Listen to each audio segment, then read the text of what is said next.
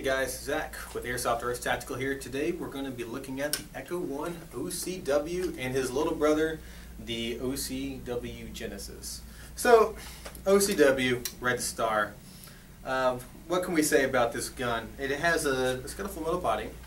It has this unique looking dual charging handle on it. It's got the Air Force stock, so it's a modernized, or for some of you AK purists out there, a very ruined AK platform.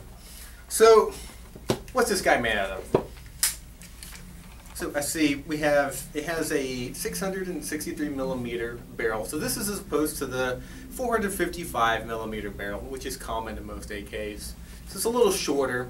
It's got a 6.06 inner diameter on your barrel.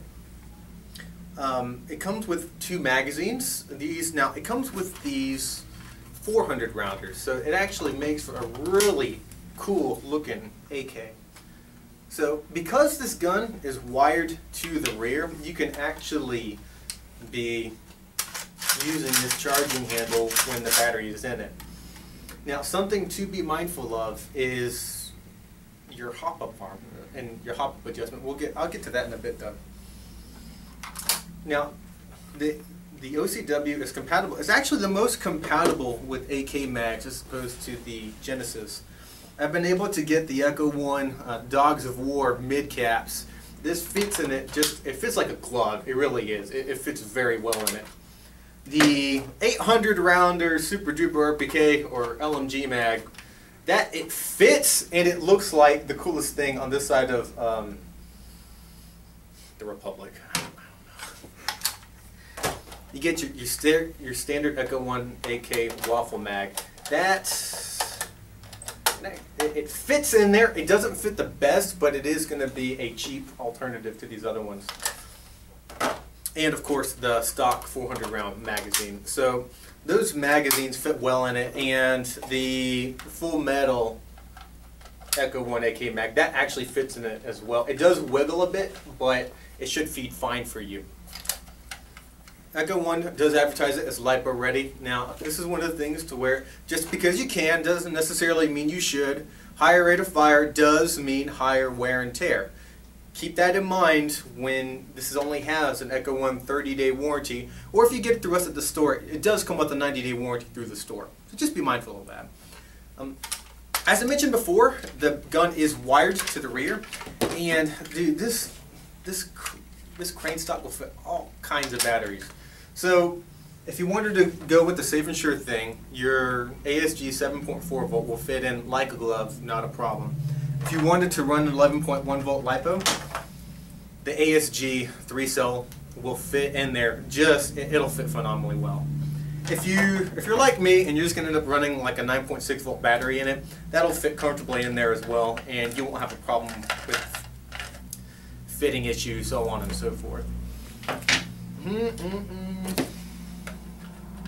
It does, as it is an AK, it does use the version 3 gearbox, and it does have a short type motor in it.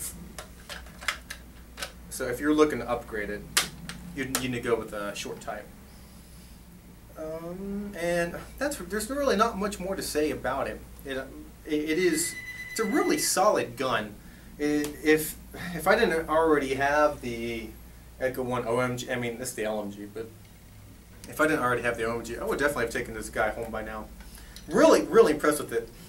So, what makes his little brother, the OCW Genesis, so different? So, instead of shooting about 390 feet per second, this is advertised as shooting about 4 or 5. It comes with they installed an M120 spring into it instead of an M110.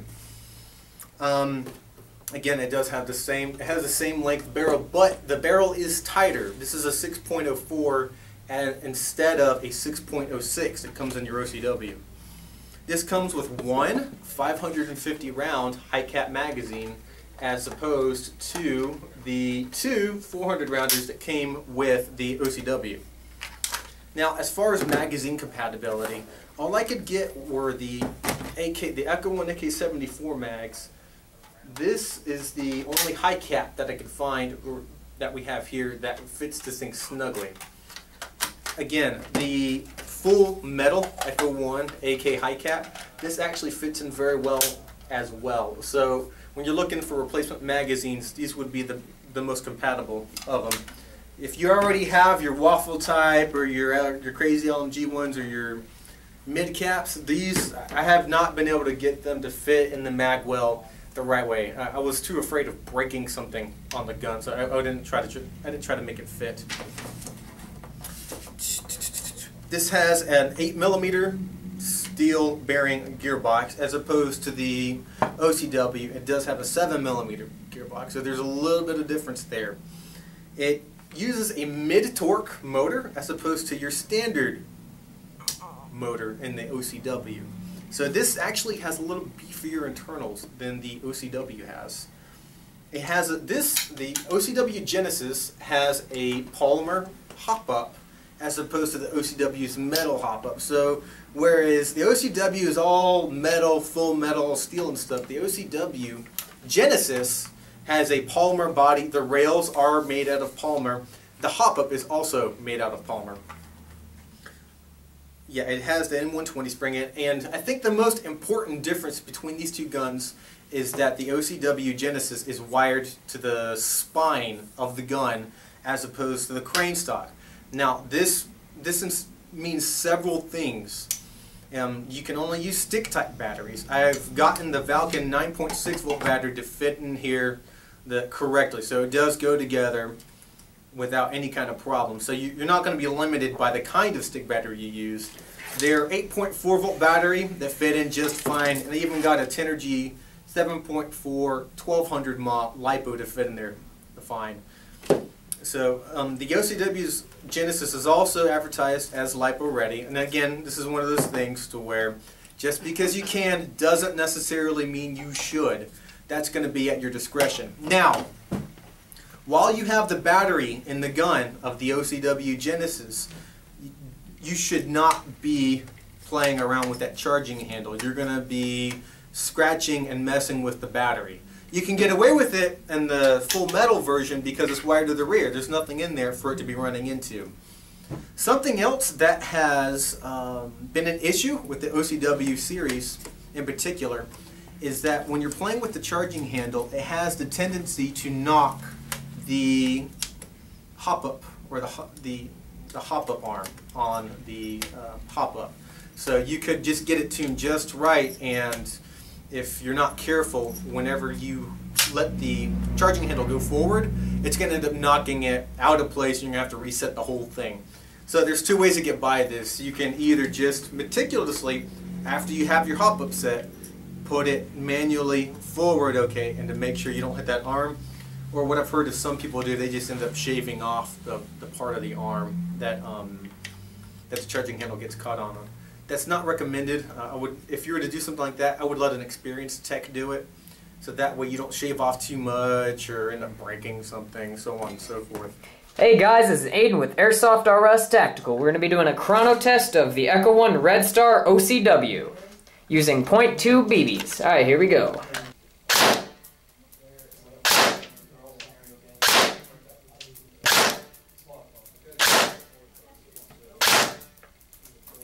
So as you can see, it's shooting at 380-ish about FPS. That's pretty good.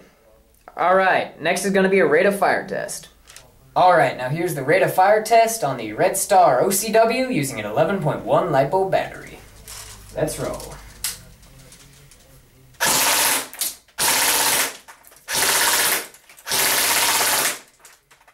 That's pretty darn good. Hey guys, this is Aiden with Airsoft RS Tactical. We're going to be doing a chrono test with the Echo 1 Red Star Genesis OCW. This is going to be using .2 BBs. Alright, let's go.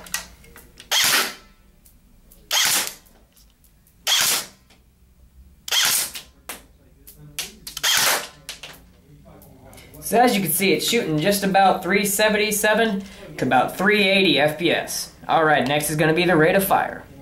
Alright, now here's a rate of fire test using an 8.4 volt battery on the Red Star Genesis OCW. Alright, let's roll.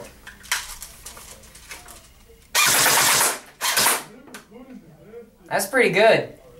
Greetings, comrade. Just remember, when you're fighting for the motherland, make sure you're using full ISIL protection. And you're carrying strong Russian gun in gun bag, so you don't get shot by real guns. They don't heal as easy. Be safe. Have fun. Or else.